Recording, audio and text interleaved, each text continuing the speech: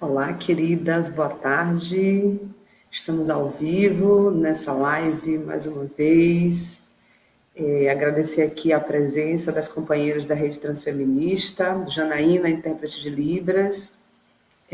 Vamos abrir a live com a audiodescrição da companheira Cris Kane, que está entrando aqui também. Boa tarde, Cris, seja bem-vinda. Boa tarde, obrigada, Larissa. Nós estamos com uma tela com fundo laranja e nesse momento, com 6 janelas. Na parte superior esquerda está Larissa, uma mulher negra de pele clara, com cabelos em dread longos, trançados e presos atrás da cabeça. A janela do meio tem Francis, que está usando uma touca laranja, que cobre todo o rosto e deixa à mostra apenas os olhos, e um microfone, um fone de ouvido em forma de arco, uma blusa preta. A janela da direita está preta, com a tint e sem imagem. Na fileira abaixo tem a janela esquerda, que é a minha, que está em preto, com um ícone de um perfil. A janela do centro tem Janaína, a intérprete de Libras, que é uma mulher de pele clara, cabelos longos pretos, usa uma blusa verde, abre e um fundo azul. No fundo, no final, à direita, na parte inferior, tem a hacker vacinada, que está usando um gorro amarelo, que deixa apenas os olhos à mostra, uma blusa clara de mangas, ao fundo uma parede clara. O fundo, a tela tem na parte superior direita a identidade visual do Navegando Juntas, e quando eu parar de falar, nós teremos apenas as 5 janelas abertas. A minha, ela sai. Obrigada, Larissa, e quando precisar, eu estou aqui. Muito obrigada, Cris. Muito obrigada pela sua generosidade. Bom, a live de hoje ela acontece pelo curso Navegando Juntas pelos Desafios da Internet, né? É um curso voltado para militantes ativistas de movimentos populares, sobretudo para mulheres que têm um pouco, né, de dificuldade com tecnologias digitais ou que estão aí aprendendo a entrar, né, a permanecer nesse mundo digital. O objetivo do curso é provocar um debate sobre os impactos da internet na vida de nós mulheres, especialmente as organizadas em movimentos, contribuindo para amplificar a reflexão crítica, né, sobre cuidados e a relação com o uso da tecnologia.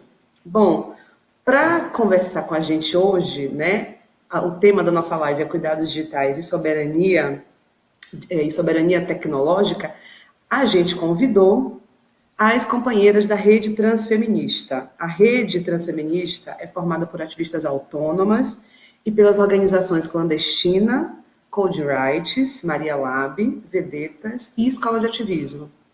Ela se consolidou em 2018 como um espaço de ação coletiva entre organizações que trabalham com segurança e cuidados digitais, com foco, né, para fazer documentações e encaminhar casos de incidências e violências que acontecem no espaço digital e também no espaço físico, que cheguem ao espaço digital. Então, essa rede é formada por essas mulheres e aqui temos 3 delas. Vamos ver se eu acerto falar os nomes.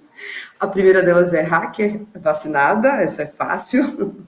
A segunda é Frances Hagen, que está aqui de touquinha laranja. E a terceira é Timothy Gebro. Bem-vindas, companheiras. Fiquem à vontade para também se apresentar e fazer saudações iniciais.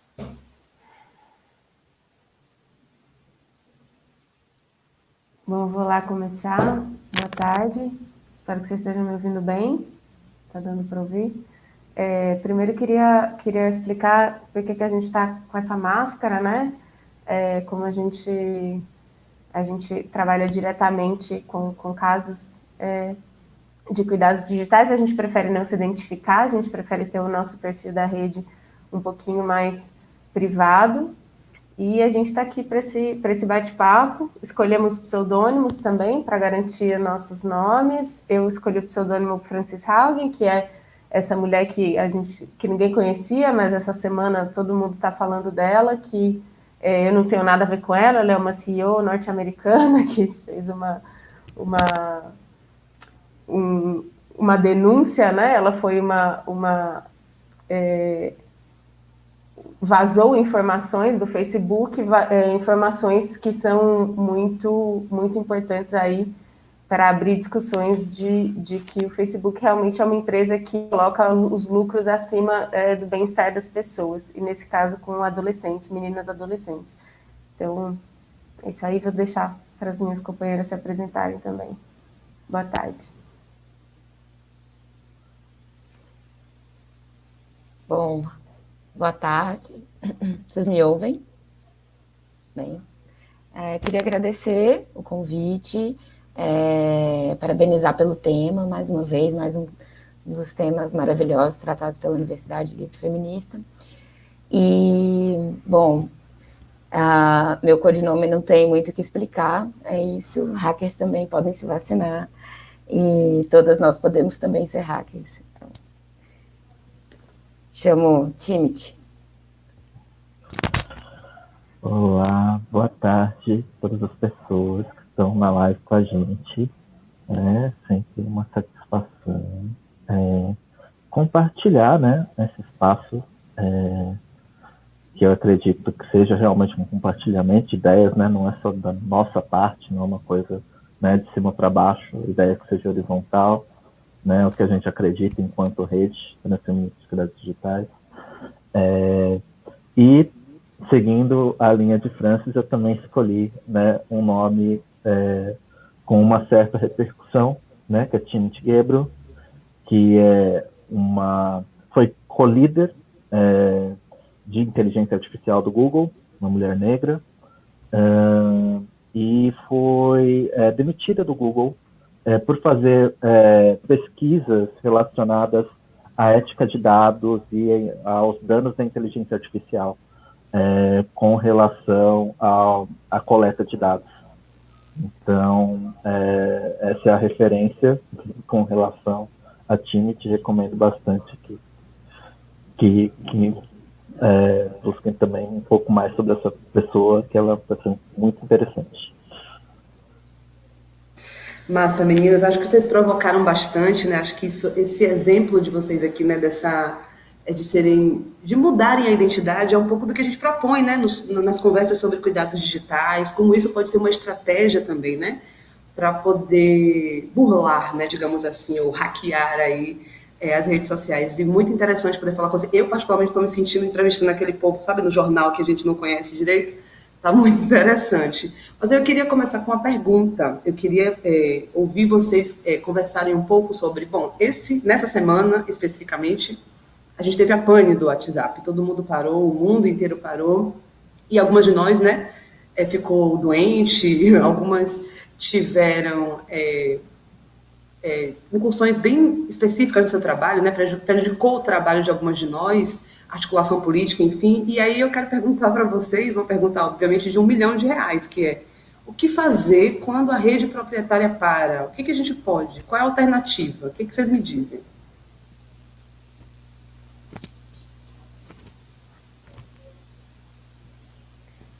Bom, vou começar. Eu acho que, para começar, a gente pode pensar assim, né? Talvez a gente tenha que fazer algo antes dela parar, porque se ela parar, aí a gente não tem nada o que fazer. Se a gente depende inteiramente dela e ela para, a gente não tem o que fazer. A gente entende que enfim, essas ferramentas, elas são essenciais, e o mercado, o Facebook, no caso aqui, né, com as suas empresas, eles dominaram tanto as comunicações do Brasil que é muito difícil você ter uma empresa sem depender dessas plataformas. Mas é bacana saber que tem outras, tem alternativas. Tem, por exemplo, muita gente foi para o Telegram, né, com essa questão do WhatsApp essa semana, muita gente foi para o Telegram.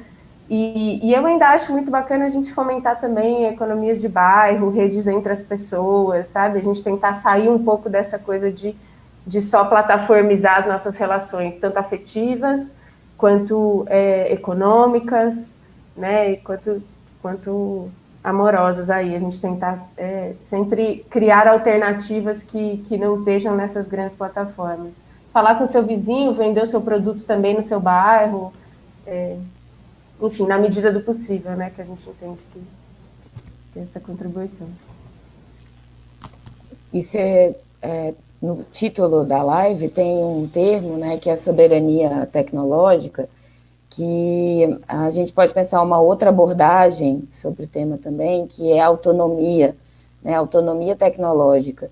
A soberania tem um pouco essa relação com o lugar do Estado, né, de políticas públicas, de escolhas sobre tecnologias que uma nação vai utilizar, e quando a gente pensa um pouco em autonomia tecnológica, a gente consegue olhar numa escala um pouco menor, né? Então, como é que a gente fala de grupos, de comunidades, de territórios que queiram utilizar determinada tecnologia, que queiram se apropriar de tecnologias para além das plataformas, para além das grandes corporações, para além do comercial, né? Que também é uma coisa que a gente explora relativamente pouco, a gente como, de uma maneira geral, é a ideia de que a internet vai para além dessa comercial, né? Mas é essa comercial que é oferecida de maneira mais acessível, é o que está à mão, é o que a gente conhece o que está à mão, né? Então, é importante para quem tem acesso poder também ampliar isso, essa informação, e é um pouco o trabalho da rede, em certa medida, né?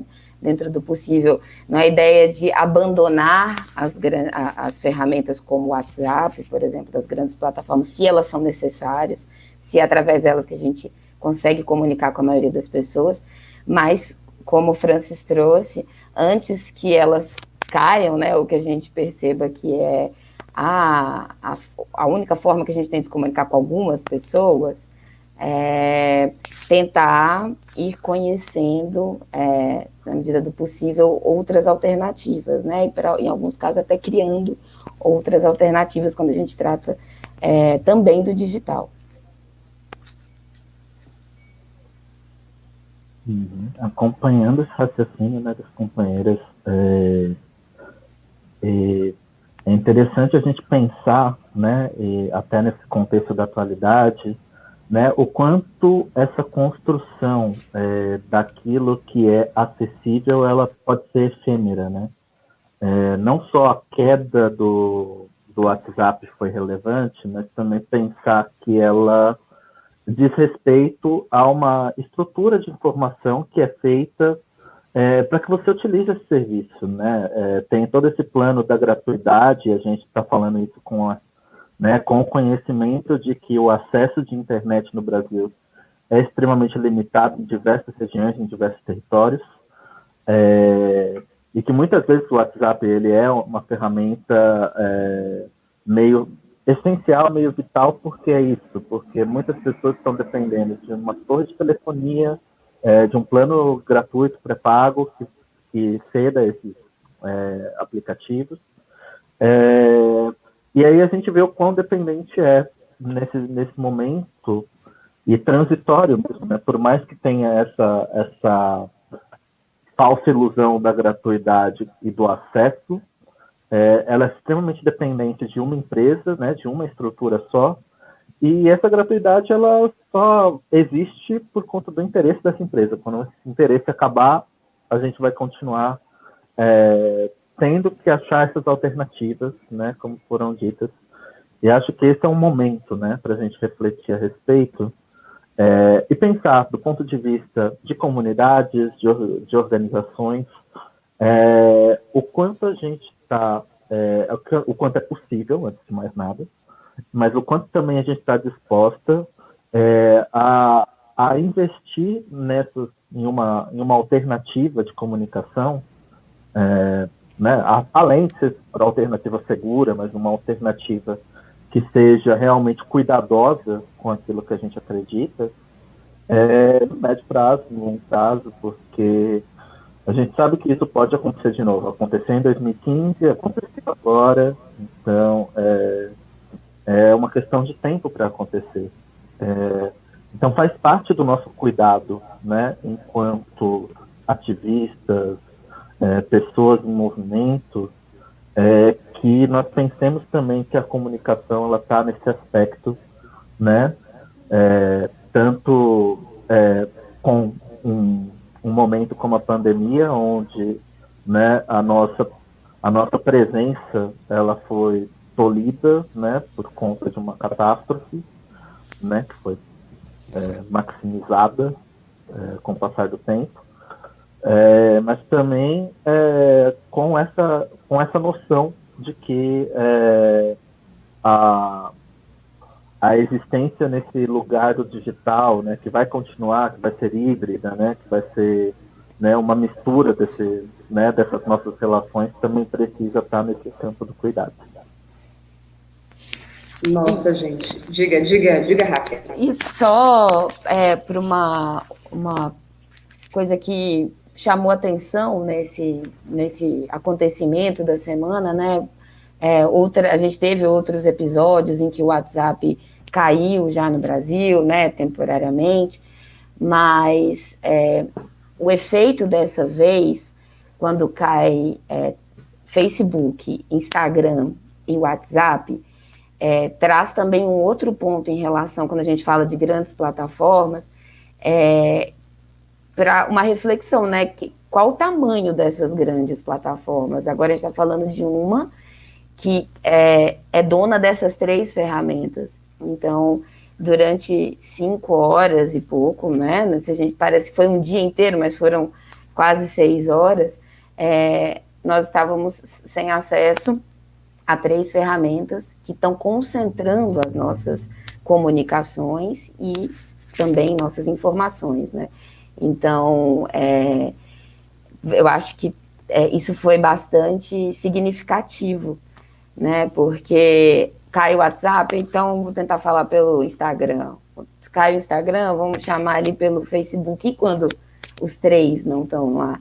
Então, para além de estar na mão das 3, para além de estar na mão de grandes plataformas, a gente está concentrando em uma grande, né? Que tamanho estão ganhando essas plataformas? Acho que esse foi também um ponto de reflexão importante para esse episódio.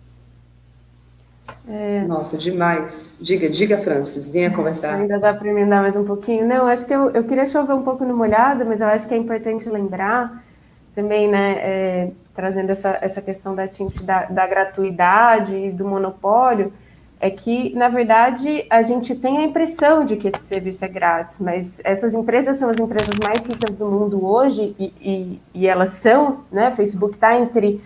Bom, eles perderam 6 bilhões, foi? Agora, nessa semana, mas, enfim, eles são muito ricos ainda estão entre as 5 empresas, 7 mais ricas do mundo.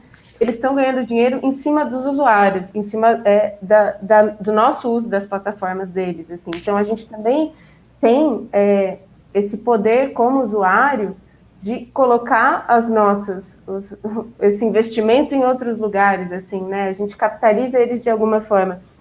O que essa suposta gratuidade, né? Ela é muito cara para a gente também, porque é justamente a gente fica refém deles, né?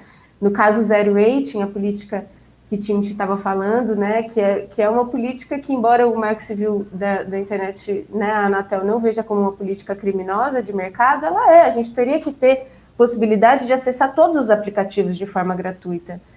Ou, assim, se a regra após cair, né, após acabar o seu plano, você pode acessar aplicativos, a gente deveria acessar todos, e não só o WhatsApp, porque eu vi muita gente indo atrás de colocar crédito no celular, achando que o problema porque primeiro você dá um serviço gratuito, depois você tira toda essa noção de que somente grandes plataformas a gente está criando espaços especiais dentro da nossa democracia, abrindo exceção para essas companhias que já são muito ricas e que já teriam muitas formas de ter seus mercados, né? E veja, quando a gente fala de autonomia ou de soberania, é uma questão de uma permissão que o Estado dá para que essas empresas utilizem desse pacote zero de dados, né, do zero rating, ou seja, o acesso ao Facebook e ao Instagram e ao WhatsApp, ele é permitido quando o seu pacote de dados acaba, né, você consegue ainda assim acessar, porque tem essa brecha, né, e o Estado é consciente, está permitindo, as empresas estão fazendo. Mas, mais uma vez, quando cai, então nós não vamos acessar mais nada, né? Essa relação, de novo, dessa questão da soberania, né? Quem está decidindo por nós, por onde a gente se comunica. Gente, instigante esse debate, né? O que vocês trazem, o que Timothy traz, o que Francis traz. E eu queria aqui saudar as companheiras que estão no chat, que estão falando que o debate é atualíssimo, né? Tipo, muito atual. A gente acabou de passar por isso, né? E estamos aí, como o Timothy falou, nessa vida híbrida, né? Agora a gente, mais do que nunca, a gente sabe que não dá para fugir da tecnologia. Saudar a Malu Oliveira, Débora Guaraná, Cris, que está aqui, Charô, Vivi, enfim, uma infinidade de mulheres maravilhosas. E a gente tem uma pergunta, Soninha acabou de perguntar aqui no final, ó, diante desse contexto tecnológico, através das mídias, neste mundo capitalista e genocida, pergunto, para onde está indo o meu e os nossos dados pessoais? Que uso, e para que uso, né, é necessário esses nossos dados? Aí queria que vocês também já emendassem essa conversa. Falei bastante, companheiras. Fiquem à vontade. Bom, vai lá. Pode começar, pode começar. Não, por favor, por favor. Não, na verdade eu ia emendar essa pergunta para mim com uma coisa que está muito próxima da gente, né? E a gente muitas vezes acaba não observando, né? Que são as tecnologias de serviços de saúde, de planos de saúde, de serviços de saúde aplicativos ou de grandes farmácias, né? E foi um dos primeiros marcos desse tipo de política no Brasil, porque sempre teve essa noção de que seriam dados para conseguir um desconto de um medicamento que é muito mais caro, né? Uma gratuidade em algum serviço, sendo que, né, além de todo o debate que a gente pode ter com relação aos dados, né, essas políticas elas também servem para aparelhar o instrumento de saúde pública, de certo modo, né, para tentar mostrar ou criar uma evidência de que o sistema de saúde é falho. E de fato tem muitas debilidades, né, que não são por conta do sistema de saúde, sim, de como os governos cuidaram desse sistema, mas essa política ela começa também com esse propósito. E hoje a gente vê, né, com o crescimento do debate sobre o uso de dados, né, com a Lei Geral de Proteção de Dados e com todo esse debate, para onde esses dados realmente estão indo aí, né? Criando redes de correlação que conseguem prever se você tem uma determinada doença para regular quanto é o valor do desconto ou quanto deve ser vendido um determinado medicamento para determinada pessoa, né? Em uma determinada farmácia ou determinada rede de saúde. E aí a gente pode começar a pensar nesse propósito. Isso, quando a gente fala da saúde, né, eu estava até conversando sobre isso mais cedo, quando a gente fala da saúde, essa realidade é muito mais palpável, né, é muito mais fácil de enxergar, de tocar. Mas quantos outros dados a gente dá com a desculpa de, por exemplo, procurar um emprego, que é uma coisa que a gente precisa, às vezes, de estar procurando um trabalho, né? Uma pessoa próxima de você está procurando um trabalho e muitas vezes se vê dependente de entregar diversos dados na boa fé de que vai, talvez, né, disputar uma vaga, e esses dados podem estar sendo cruzados de diversas formas e, acima de tudo, né, dados que podem ser vazados, né? A infraestrutura de comunicação, ela é sempre frágil, ela sempre tem o fator humano, né, e o fator de como elas são tratadas por alguém que está lá do outro lado, como a potência principal de segurança. E muitas vezes a gente vê esses dados sendo vazados e usados de forma ilícita, não só para criar golpes, mas também, né, para serem vendidos no mercado paralelo, né, seja lá para amarelo direta, seja lá para sanitagem, enfim. Mas é um mercado que além de colocar um grande risco e uma grande questão, rifar a sua própria identidade, né, a sua própria individualidade, tentando pautar aquilo que você precisa, ainda alimenta uma estrutura de vigilância e de medo, né?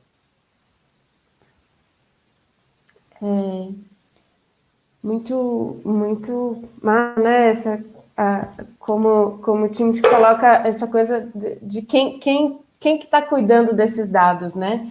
Aí falando um pouco dessa estrutura desse sistema de dados pessoais, para responder a pergunta da companheira, que acho que passou o nome ali, o que as pessoas fazem com esses dados pessoais, né? Como é que as pessoas extraem dinheiro desses dados pessoais? Por que vale tanto o nosso dinheiro, os nossos dados no mercado? Por que eles valem tanto dinheiro? As pessoas vão criando perfis, né? Então, por exemplo, só tem determinado, você tem um padrão de consumo, você mora em determinado bairro, assim, de uma forma um pouco parecida como o Serasa tem os scores também. Eles vão fazendo perfilizações e colocando vocês em grupos de pessoas, em grupos de pessoas. E na hora que a gente está frequentando espaços da internet, como redes sociais e tal, a gente também tem anúncios direcionados para nós, que é um pouco o que o time estava falando, no sentido de... aí a pessoa já está... A indústria farmacêutica, no caso, né, a indústria das farmácias, nem a indústria farmacêutica, já está aí prevendo qual vai ser a sua próxima doença, já está vendo... pelo seu estilo de vida, cruzando informações. Então, quando acontece essa perfilização, se criam perfis de pessoas e esses perfis vão sendo cruzados, então você dá essa informação para a farmácia, você dá XYZ, e aí para outra pessoa que está pedindo suas informações, você dá o seu endereço, você dá o seu histórico médico, você dá outras informações. Esses grupos, esses conglomerados, hoje em dia a gente tem um mercado de dados, e esse mercado tem capital aberto até, assim, ele é uma realidade, existe um mercado de dados, empresas que só trabalham com a venda e compra de dados pessoais, e de dados também que são considerados, que não necessariamente são pessoais, mas que são dados de perfil de consumo e outros tipos de dados. E aí, só para... tentar trazer essa questão dessa semana e do nome, né, da Frances Haugen aqui que eu escolhi, por exemplo, os dados de meninas, de meninas adolescentes que usavam o Twitter, que é esse último escândalo, né, que a Frances Haugen abriu, o que acontece?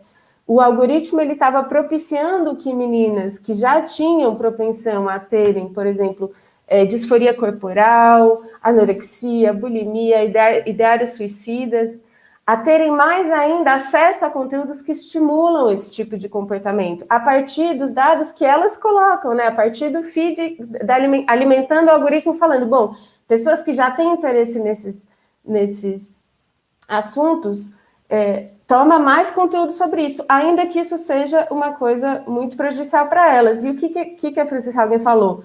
Ela falou, gente, o Facebook sabia disso, o Facebook sempre soube disso, mas ele preferiu não continuar fazendo, ele viu que não era lucrável barrar o que esse algoritmo estava fazendo, né, de incentivar um comportamento prejudicial em meninas adolescentes, que gera tudo, né, se gera a partir desses feeds de dados que a gente entrega.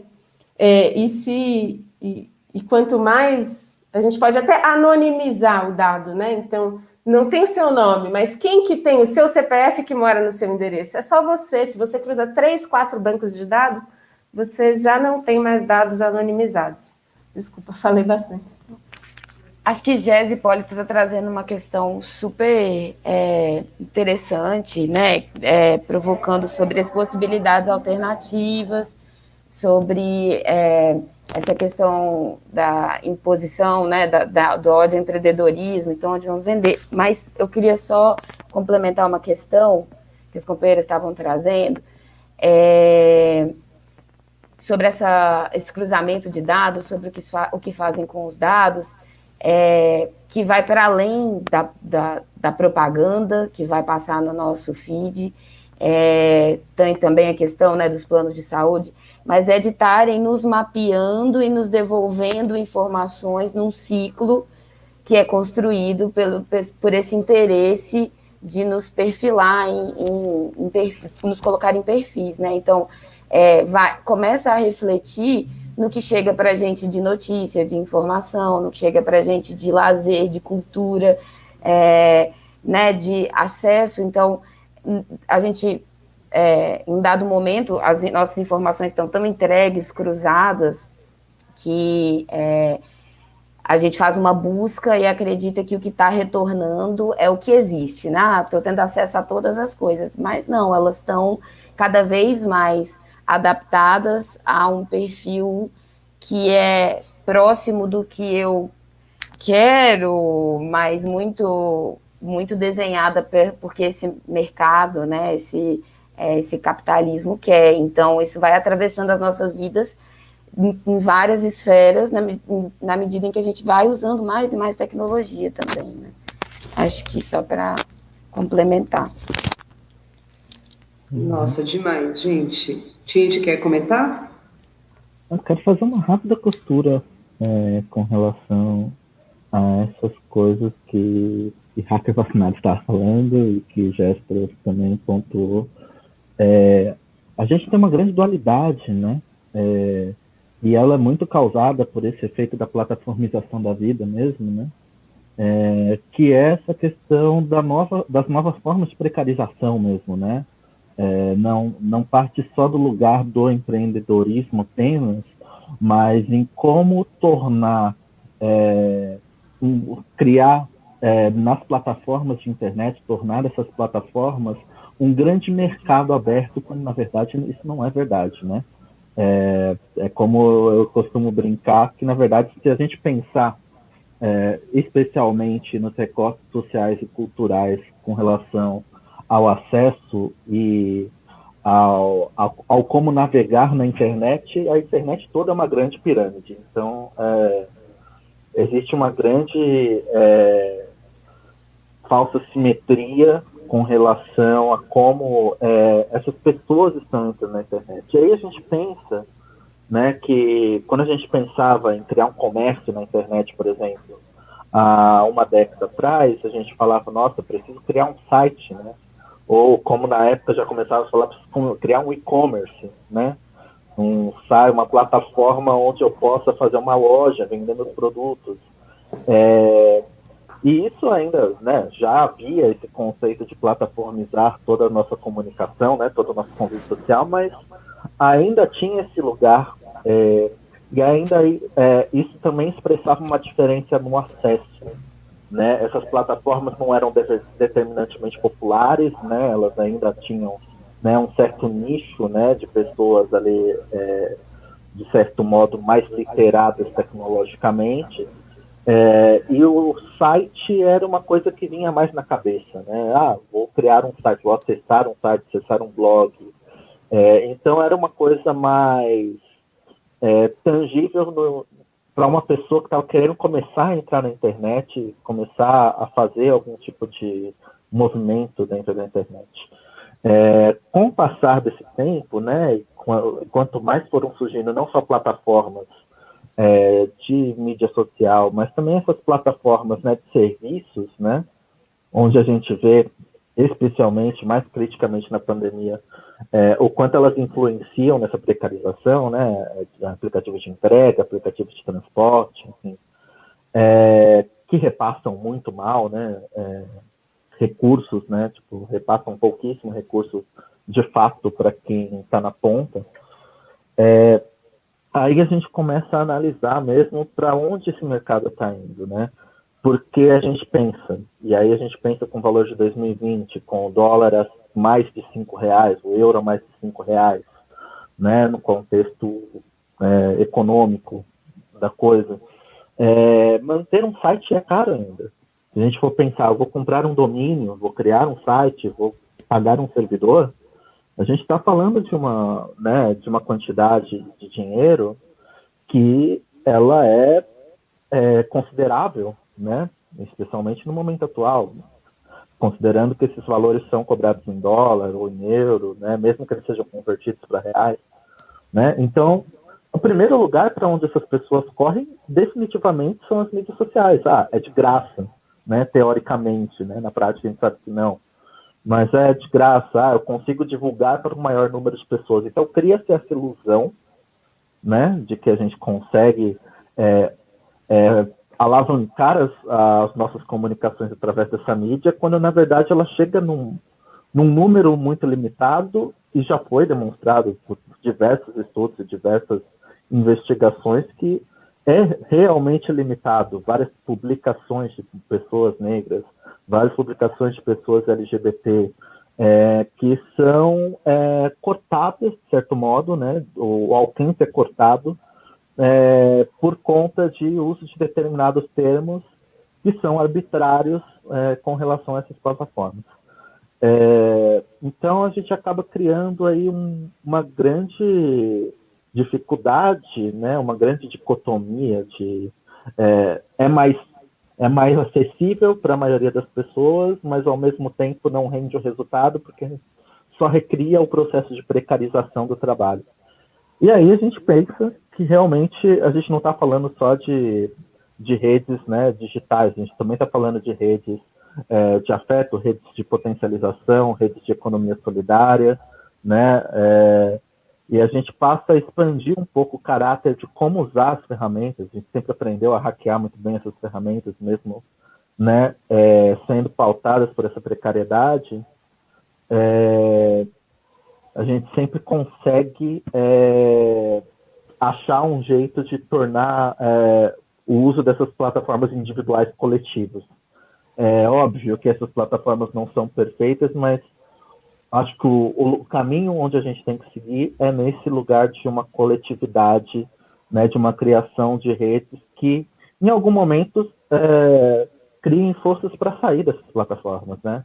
Que criem estruturas coletivas para criar suas próprias plataformas, criar seus próprios sites, ou criar suas próprias listas de e-mail, enfim, independente do meio de comunicação, ou suas próprias feiras físicas, né? Para sair dessa lógica, porque essa lógica continua sendo realmente mercadológica e extremamente capitalista. Nossa, gente, total, essa é uma conversa muito, né, muito profunda, muito cabeçuda, mas ela também é prática, né, isso, acho que as alternativas vocês começaram a dar aqui, e aí eu queria que a gente adentrasse para os últimos 15 minutos da conversa para as alternativas, afinal, como Jéssica falou aqui no comentário, a gente não tem um minuto de paz nessa desgraça chamada Brasil, né? Ou seja, a gente está chafurdado em um monte de coisa louca e cada vez mais ansiosas, cada vez mais comprometendo a nossa saúde mental, cada vez mais preocupadas, né, com o nosso futuro e as nossas articulações políticas comprometidas, por assim dizer, né? Então, eu queria também chamar a atenção para essa pergunta que Jéssica faz aqui, que é a pergunta das alternativas, né? Ela coloca aqui, queria que vocês comentassem sobre as possibilidades alternativas a essa cultura comportamental de consumo das redes sociais, e aí eu acrescentaria uma coisa a mais, quais são as alternativas livres, porque a gente tem uma dicotomia, né? Tipo, eu não quero sair da rede, a gente não consegue ainda, a gente não pode, os nossos grupos estão lá, né? As mulheres negras ativistas estão lá, as travestis estão lá, a gente ainda usa essa ferramenta muito, mas ao mesmo tempo é o que vocês falaram aqui, a gente precisa começar a caminhar para esse lugar da soberania digital, porque a gente já percebeu que a gente perde muito quando a gente perde, quando a gente só está lá, né? Quando a gente não faz backup, quando a gente não salva as coisas que a gente devia salvar, e quando a gente não tem alternativas a essa comunicação. Então, além dessa alternativa comportamental de consumo, eu queria que vocês também dissessem quais são, então. Se eu não vou ficar no WhatsApp, se eu não vou ficar no Facebook, onde é que eu vou me comunicar com as minhas companheiras?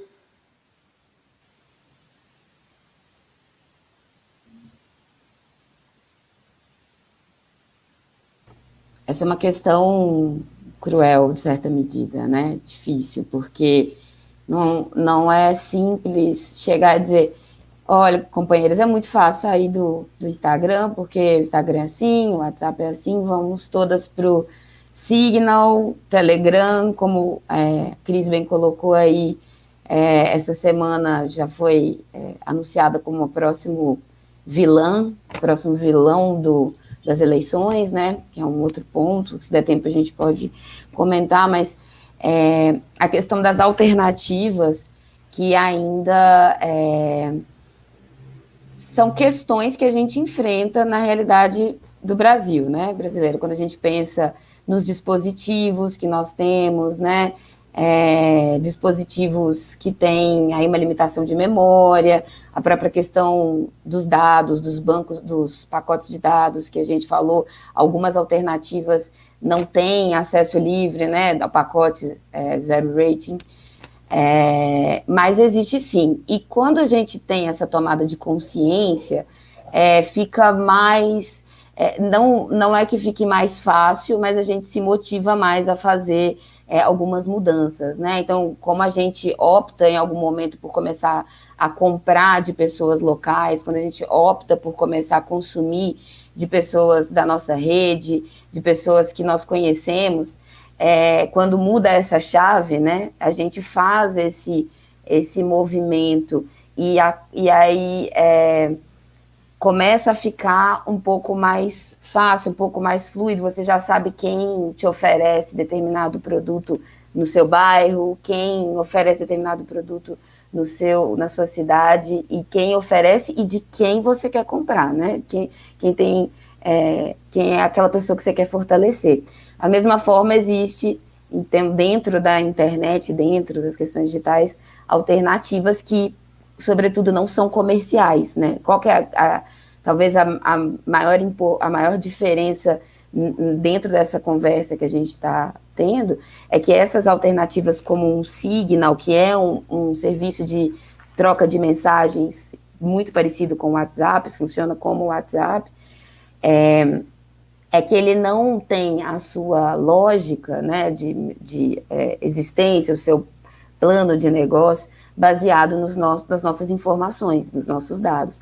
Então, ele existe por um projeto em que começa com um projeto de pessoas voluntárias, assim como tantas outras ferramentas livres, em que pessoas com a capacidade técnica para isso desenvolvem e seguem fazendo a manutenção.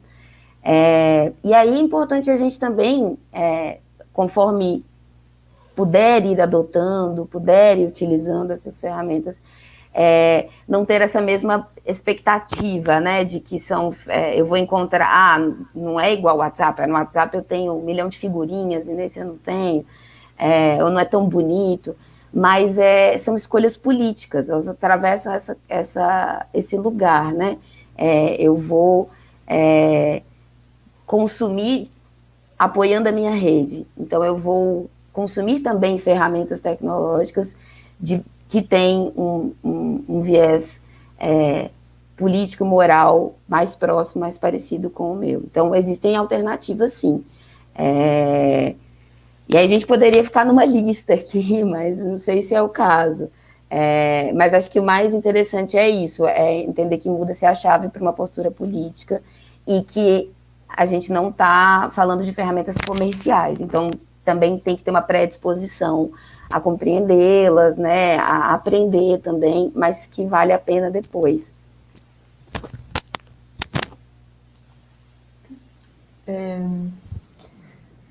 Bom, falando aí, puxando o gancho da Hacker Vacinada e fazendo um jabazinho nosso aí, a Rede Transfeminista de Cuidados Digitais acabou de lançar um site, o pratododia.org, ou pratododia.org. A gente fez uma relação entre segurança alimentação, não dá nem falar segurança alimentar, porque segurança alimentar é um tema gigantesco, né? Mas sobre alimentação e cuidados digitais, né? E assim, a gente tentou colocar de formas, fazer correlações mais diretas para que fique um pouco mais palatável e mais saboroso, poder ter mais cuidado dentro dos ambientes digitais, e lá a gente coloca alternativas de plataformas também, né, de mensageiro, e um pouco mais sobre esses grupos. E aí eu queria fazer um comentário com o que Guaraná colocou, né, dos movimentos sociais tentando tentando pressionar, né, por moderações de conteúdo que sejam melhores. E essa semana eu me assustei com o número, agora eu não tenho ele na cabeça, mas assim, a quantidade de pessoas responsáveis por moderar os conteúdos das redes sociais é ridícula, assim, são poucas pessoas, essas pessoas também não têm direitos trabalhistas, essas pessoas estão sobrecarregadas, então, assim, a gente precisa cobrar mais também dessas plataformas, que elas cumpram o seu papel de não minar a democracia, e isso também serve, né, para as eleições. A gente tem que responsabilizar eles também, e, enfim, lógico, né, com a sociedade civil muito presente, com os governos presentes, a gente tem que ter a presença de todos, mas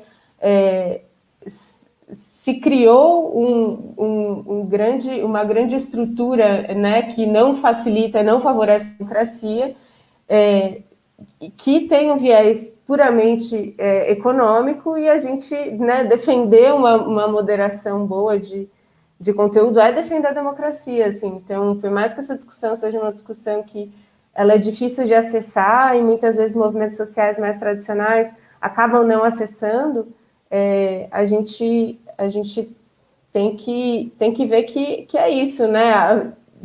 Como o Guaraná falou, o papel das redes sociais, o papel dos mensageiros agora para decidir as eleições está muito grande, assim como as violências que acontecem nas redes, né, relacionadas a eleições. Então, todo o sistema democrático aí dentro das redes está em jogo. Obrigada. Eu quero puxar de novo uma pergunta que apareceu, até para aproveitar para fazer uma analogia também, né, que era a pergunta se não é legal usar o CPF para o Pix. E aí eu vou puxar das falas de Francis e de Nada sobre as perspectivas de mudança.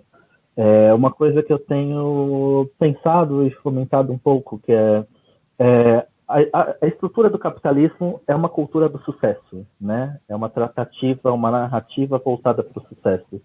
Então, a subversão que a gente pode fazer nesse momento é acreditar na falha. E acreditar na falha não é apenas uma paranoia, uma desconfiança. A gente tem que entender que essa falha, ela é um processo do possível. Tanto para as coisas que podem evoluir, como nós podemos evoluir com essas falhas e compreender que foi colocado na nossa cabeça, né, durante todo esse período, né, de novas internets, essa coisa do sempre disponível, né, do 24/7, né, você vai estar sempre ali para você, vai estar sempre aparecendo, né, vai estar tudo conectado para você, e criar estruturas alternativas, criar redes alternativas como um todo, é um processo que não dá para ser 24/7. Ele é assíncrono, ele é feito com um custo muito reduzido do que uma Big Tech com bilhões de dólares tem, e ele pode falhar e ele tem o direito de falhar, porque a gente tem o direito de aprender com essas falhas também e entender que todo esse processo que a gente está construindo, né, uma nova consciência política sobre a tecnologia, ela vai passar por aprendizados que muitas de nós não passamos. Muitas de nós não temos contato com tecnologia desde cedo ou desde a universidade. Então, é um processo de experimento, mas também é um processo de entrega, de boa vontade, de propósito positivo, com caráter político de luta e inclusive de construções, como a gente sempre vai fazendo ao longo da história, né, dos feminismos, dos movimentos negros, né, dos movimentos LGBTQIA. A gente vai aprendendo a construir, a criar novas construções dentro de um mundo que está constantemente procurando uma norma e um sucesso. Então, tem essa questão da falha. E aí eu puxei a coisa do Pix, né, para concluir, porque quando a gente pensa também, né, na falha como um elemento bom, um elemento construtivo, mas ele também pode ser um elemento destrutivo dentro da visão daquelas pessoas que estão atuando dentro, né, desse modelo. Né? Quando a gente pensa, o Pix, né, por CPF, ele é diretamente atrelado à sua conta. Então, se a conta que está lá cadastrada não bate com o CPF, teoricamente, ela não deveria cadastrar uma chave Pix com um CPF diferente. Mas quem pode dizer que em algum momento desses, um aplicativo desses possui uma falha onde eu possa colocar um CPF e possa pegar um banco de dados desses que vazou e colocar um CPF de outra pessoa, né, descobrir quem ela é e criar um golpe para atingir pessoas próximas dela. Ou até mesmo golpes muito mais simples, né, uma estratégia, não vou entrar em aspectos técnicos, né, mas de injetar um número, de colocar lá no linkzinho do Pix um número que ele é enganoso, né? O número real não é aquele, mas quando você vai ver o Pix, tipo aqueles Pix com QR Code, por exemplo, você vai ver o Pix e ele vai estar direcionando para um número que você vai achar que está certo, mas na verdade é um número enganoso. Ele está usando aquele número só de fachada do seu CPF e jogando isso para uma outra conta. Também pode ser usado para um golpe, né? Sem entrar em aspectos técnicos, sem dúvida alguma, porque não faz sentido, mas são engenhosidades que podem acontecer, até porque eu acho que a gente também viu o aumento da engenhosidade em golpes de internet durante a pandemia. Então a gente tem que acreditar na falha para o aspecto positivo e também desconfiar da falha no aspecto destrutivo daqueles que estão buscando ataques contra nós. Nossa, gente, vocês conseguiram me deixar emocionada numa live sobre tecnologia. Muito emocionada, Timothy, que incrível. E as mulheres estão delírio aqui nos comentários, falando que acreditar na falha é incrível, infraestrutura de afetos. E acho que é sobre isso o nosso encontro aqui, né? A Rede Transfeminista tem feito isso com bastante cuidado, com muita tranquilidade e também de um jeito bastante inovador. Acho que é bom colocar vocês aqui na telinha, mesmo dessa maneira, para que as pessoas, as meninas conheçam vocês, né? Para que o movimento feminista conheça vocês. A gente quer sim uma internet diferente, uma internet livre, uma internet onde a gente possa ser quem a gente quiser e conversar com quem a gente quiser. Então, acho que essa live trouxe para a gente, além dos problemas e das panes e das falhas, né? Trouxe também bastante insumo e bastante informação para a gente entender que lugar é esse que a gente está caminhando agora, né? Por que fronteiras a gente está se colocando? Então, muitas perguntaram aqui nos comentários também quando é a próxima, porque querem continuar a conversa e ficariam aqui por horas. A próxima live desse curso acontece no dia 20 de outubro, às 18 horas. É sempre essa hora onde a gente conversa, né, ao vivo, onde a gente traz parceiras e parceiros e parceiros para trocar. Então, quero só agradecer a vocês, agradecer as companheiras que estão aqui nos bastidores, Bibiana Serpa e Cris Lima, que ficaram aqui nos comentários, né, na coordenação da live, todas as companheiras da rede de colaboradores da Universidade Livre Feminista, que também tem trabalhado bastante, a Universidade Livre Feminista, o SOS Corpo, todo mundo que está aqui, essa rede enorme de mulheres, né, que se abraça, que se entrelaça, como diz o próprio nome aqui da nossa live, e deixar vocês aí para agradecerem e fazerem as suas considerações finais. Uma boa noite de quinta-feira. Muito obrigada, companheiras. Muito obrigada por aceitarem esse diálogo que foi tão incrível. Queria agradecer muito vocês também. Acho que é isso, a gente está fazendo esse trabalho de formiguinha, né, de conscientização e de imaginação de novos futuros possíveis dentro, né, da internet, novas internets possíveis. A gente tem muita imaginação aí, muita potência também para criar coisas mais bacanas e para lutar aí para derrubar as que não estão condizendo com o que a gente quer. E eu estou na fé de que o Facebook se abalou bastante, a corporação Facebook se abalou bastante aí nessa semana. Espero que se abale cada vez mais e que as redes autônomas cresçam cada vez mais. Obrigada, boa noite. Também quero agradecer mais uma vez, agradecer todas as companheiras que eu vi aqui interagindo, incríveis, mandar um beijo para cada uma. Dizer que o cuidado, ele é uma ideia, um conceito, é uma prática feminista. Então, todas nós, vocês, a gente sabe o que é o cuidado.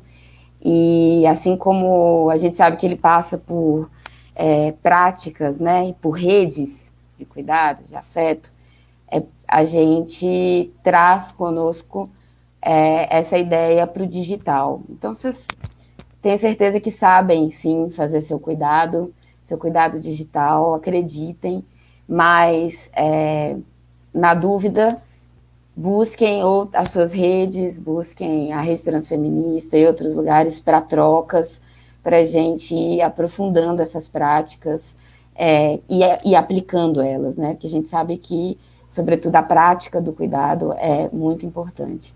Então, cuidar também das nossas vidas digitais. Obrigada, gente. É isso, a gente já está no finalzinho, então só vou realmente agradecer pela chamada, né, por esse afeto todo, né, de compartilhar, né, de a gente poder compartilhar, e também agradecer a quem estava na live mandando coisas e, né, produzindo esse debate, né, porque a gente só media, né, a produção do debate para as pessoas que estão junto com a gente. Então, só agradecendo. E é isso. Obrigada, gente. Obrigada, Janaína, querida. Muito obrigada pelo seu trabalho. Um beijo para vocês, companheiras. Boa noite. Até já já.